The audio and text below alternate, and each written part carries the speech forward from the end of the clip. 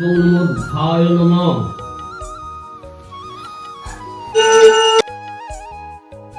তো সকাল সকাল পুজোর জোগাড় করে নেওয়া হচ্ছিল, কারণ দুপুরবেলায় পুজোতে বসে যাবেন, তাই সকালের মধ্যে সব কিছু রেডি করা হচ্ছিল।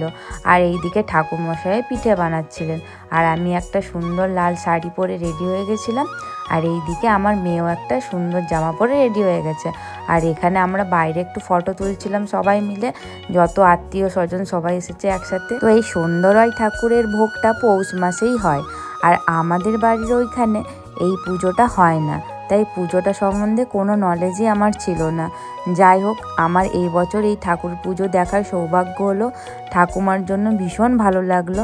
আর তোমরা চ্যানেলটাকে সাবস্ক্রাইব করে দিও। তোমরা সবাই খুব ভালো থেকো, টাটা।